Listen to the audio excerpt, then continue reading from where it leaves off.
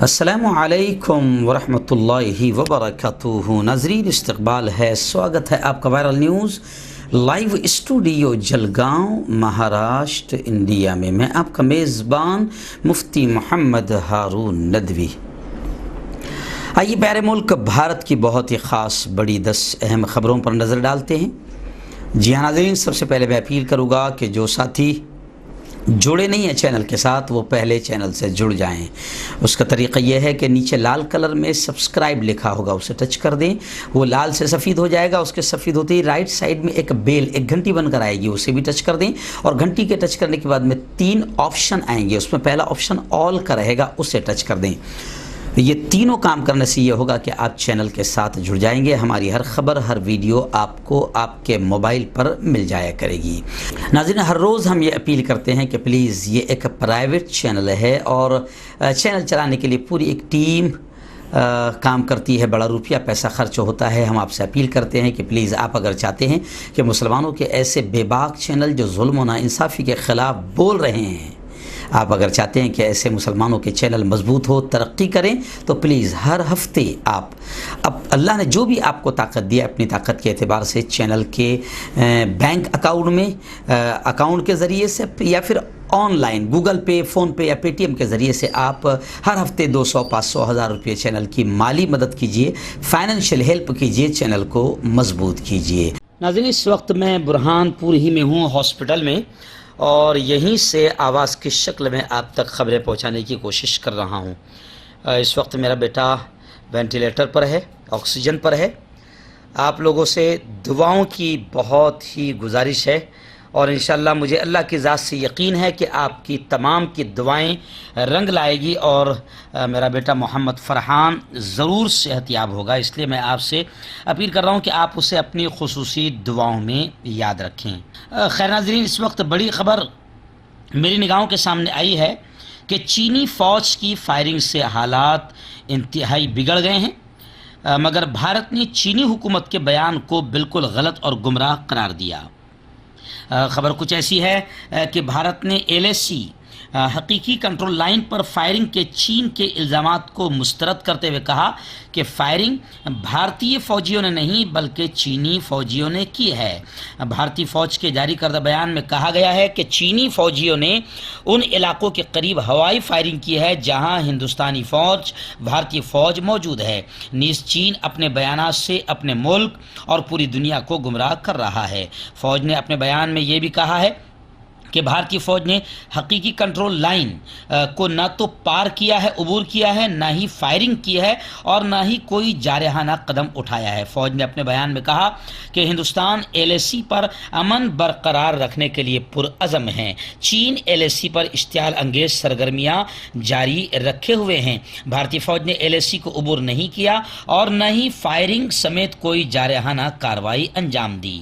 ناظرین، دوسری بڑی خبر اس وقت میری نگاہوں کے سامنے ہے کہ سشانت سنگھ راجپوت کا معاملہ جو ہے وہ گرما رہا ہے، اور خبریں ابھی اس وقت ایسی آ رہی ہے کہ ریا چکرورتی کو گرفتار کر لیا گیا ہے اور 14 دنوں کی عدالتی تحویل میں بھیج دیا گیا۔ ڈرگس استعمال کرنے کا اس نے اعتراف کیا ہے، اور خبر یہ بھی ہے کہ NCB کی فلمی ہستیوں سے پوچھ تاچھ کی تیاری ہے۔ سشانت سنگھ معاملہ، ریا چکرورتی معاملہ، اپوزیشن پارٹیاں یہ بھی کہہ رہی ہے کہ مہاراشٹر میں سرکار کو گرانے اور بہار کا الیکشن ہے، بہار میں الیکشن کو جیتنے کے لیے سشانت سنگھ معاملے کو گرمایا جا رہا ہے۔ یعنی یہ پورا معاملہ راجنیتک دلوں کی طرف سے سत्ता کا فائدہ اٹھانے کے لیے کیا جا رہا ہے۔ ناظرین، اتر پردیش کی ایک بڑی خبر اس وقت میری نگاہوں کے سامنے ہے کہ منور رانا جو مشہور شاعر ہے اور ابھی فی الحال وہ مسلمانوں کی یوں سمجھے کہ ناراضگی کا شکار ہے، کیونکہ انہوں نے ایک بیہودہ بیان دیا ہے علماء کے خلاف، اس لیے انہیں مودی بھکت یا RSS کا دلال بھی لوگ سوشل میڈیا پر کہہ رہے ہیں۔ لیکن بڑی خبر اس وقت آ رہی ہے کہ منور رانا کی دونوں بیٹیاں عظما اور سمیہ، ان کو گھر پر نظر بند کر دیا گیا ہے، کیونکہ یہ دونوں وزیر اعلیٰ اتر پردیش یوگی آدتیہ ناتھ کی رہائش گاہ پر تالی بجانے اور تھالی پیٹنے کا ان دونوں نے اعلان کیا تھا۔ جی ہاں، مشہور و معروف شاعر منور رانا کی بیٹیوں کو ان کے ہی گھر پر یوپی پولیس نے نظر بند کر دیا ہے۔ گھر کے باہر بڑی تعداد میں پولیس فورس تعینات ہے اور ان کے گھر سے نکلنے پر پابندی عائد کر دی گئی ہے۔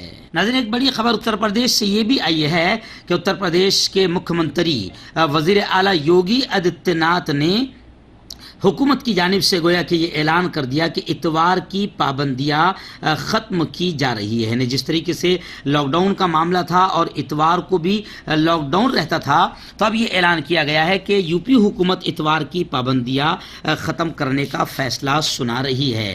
ایسے ہی معاملہ مدھیہ پردیش کا بھی سامنے آیا ہے کہ مدھیہ پردیش کے مکھیہ منتری شیوراج سنگھ چوہان انہوں نے بھی اتوار کا لاک ڈاؤن کا جو فیصلہ ہے وہ ختم کر دیا ہے۔ یعنی اتوار کو اب لاک ڈاؤن نہیں رہے گا، دکانیں بازار جس طرح پرانے دنوں میں کھلتے تھے ایسے ہی اتوار کو بھی کھلی رہے گی، اتوار کو لاک ڈاؤن نہیں رہے گا۔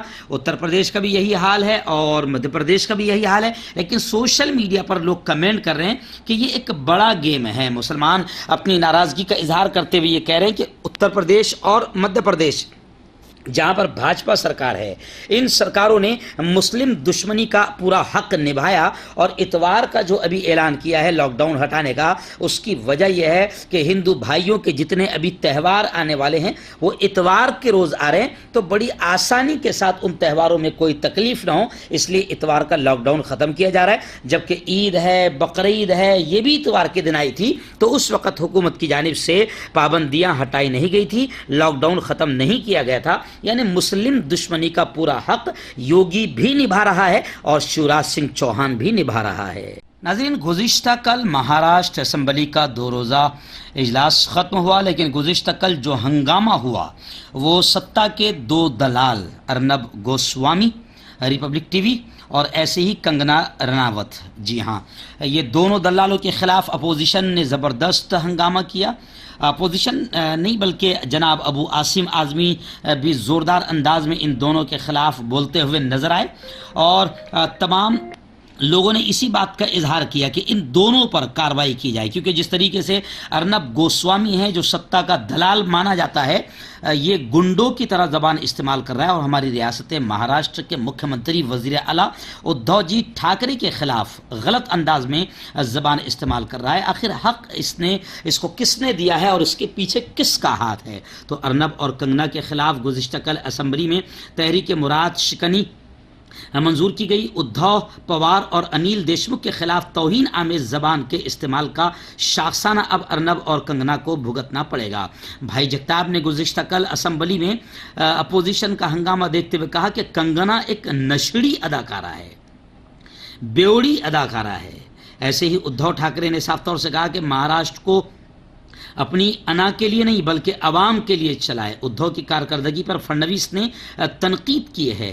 تو خیر، گزشتہ کل مہاراشٹر قانون ساز اسمبلی کونسل کا 2 روزہ مانسون اجلاس کا آخری دن تھا۔ اپوزیشن ریاست کی ٹھاکرے سرکار پر حاوی رہی۔ ایک طرف جہاں مسلسل مہاراشٹر سرکار اور ممبئی پولیس کو اپنی تنقید کا نشانہ بنایا، وہیں پر ارنب اور کنگنا کا مسئلہ بھی کافی گرمایا اور ان دونوں پر کارروائی کی بات اپوزیشن میں خوب زور سے اٹھائی گئی۔ ناظرین، مالیگاؤں 2008 بم دھماکہ معاملے میں خصوصی NIA جج نے باقاعدہ گزشتہ کل چارج سنبھال لیا۔ گلزار اعظمی صاحب نے کہا کہ متاثرین اور انصاف پسند عوام 12 سالوں سے انصاف کے منتظر ہے۔ 2008 بم دھماکہ مالیگاؤں کا معاملہ ابھی تک جاری ہے۔ خصوصی NIA جج نے گزشتہ کل باقاعدہ چارج سنبھال لیا ہے۔ بم دھماکہ متاثرین نے جلد از جلد سماعت مکمل کرنے کی گزارش کی ہے۔ جمعیت علماء کے لیگل سیل کے سربراہ ذمہ دار الحاج گلزار اعظمی صاحب نے کہا کہ اس مسئلے کو جلد سامنے لایا جائے اور مجرمین کو سزا دی جائے، کیونکہ متاثرین اور انصاف پسند بھارت کی عوام 12 سالوں سے انصاف کا انتظار کر رہی ہے۔ وہیں پر میں آپ کو یہ بتا دوں کہ یہ مقدمہ ایک الگ نوعیت کا مقدمہ ہے، جس میں 2 تحقیقاتی ایجنسیوں کی جانب سے عدالت میں چارج شیٹ داخل کی گئی اور موجودہ تفتیشی ایجنسی एजेंसी NIA भगवा मुलजिमीन, भगवा टोले खुसूसन साध्वी प्रज्ञा सिंह ठाकुर को मुकदमे से बरी करने के लिए जोरदार कोशिश कर रही है, लेकिन सुबुकदोश जज ने तमाम मुलजिमीन के खिलाफ चार्ज फ्रेम करके मुकदमे की समाअत शुरू कर दी थी और एक कलील वक्फे में 140 सरकारी गवाहान के बयानात का इंदिराज कराया था। लिहाजा उन्हें उम्मीद है कि मौजूदा जज इसी नहज पर मुकदमे को आगे बढ़ाएंगे। नाज़रीन, रियासत उत्तर प्रदेश की एक बड़ी खबर इस वक्त फिर मेरी निगाहों के सामने है। मैं बार बार आपसे ये कहता रहता हूँ और बताता रहता हूँ कि उत्तर प्रदेश जहाँ पर पूरी तरीके से दूबे राज या गुंडा राज चल रहा है, जहाँ मर्डर, कत्ल, रेप, किसी को मार देना ये आम सी बात है और योगी राज में यूँ समझिए कि लॉ एंड ऑर्डर पूरी तरीके से ख़त्म हो गया है। इस वक्त फिर एक बड़ी खबर मेरी निगाहों के सामने उत्तर प्रदेश के ज़िला बागपत की है कि बागपत में बदमाशों ने सिपाही को गोली मारी।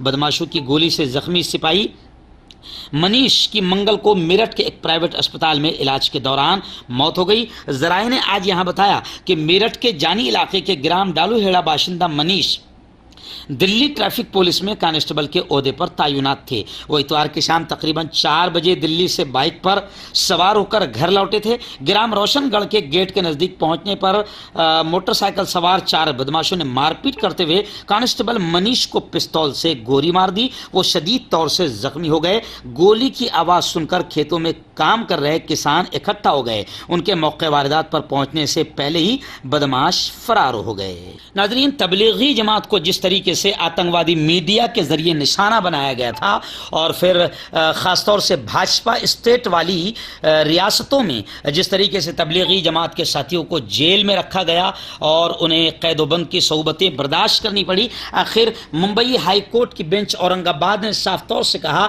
कि तबलीगी जमात को बलि का बकरा बनाया गया। इसके बाद मीडिया पर भी काफ़ी थूथू हुई, सरकार पर भी काफ़ी थूथू हुई कि सरकार पूरी तरीके से अपनी नाकामियों को छुपाने के लिए तबलीगी जमात को बलि का बकरा बना रही थी। खैर, अब इंडोनेशियाई तबलीगी जमात मामले की खबर आई है कि बांद्रा मजिस्ट्रेट कोर्ट में डिस्चार्ज एप्लीकेशन दाखिल कर दी गई है। इंडोनेशिया से ताल्लुक़ रखने वाले तबलीगी जमात से वाबस्ता तकरीबन 13 अहबाब जिन पर पासपोर्ट के साथ छेड़छाड़ करके गैर कानूनी तरीके से भारत में आने, कोरोना वायरस फैलाने, इक़दाम कत्ल दफ़ा 307 और दफ़ा 304 इंडियन पेनल कोड दफ़ा 14 और सेक्शन कोविड-19 सेंट्रल एक्ट के इल्ज़ाम में गिरफ्तार करके उन पर मुकदमा दर्ज किया गया था, लेकिन जमीयत उलमा महाराष्ट्र ने उन्हें जल्दी ही जमानत पर रिहा करा लिया था। चंद महीने से ये मुकदमा इल्तिवा का शिकार था। अब डिस्चार्ज एप्लीकेशन इस मामले को लेकर दाखिल कर दी गई है।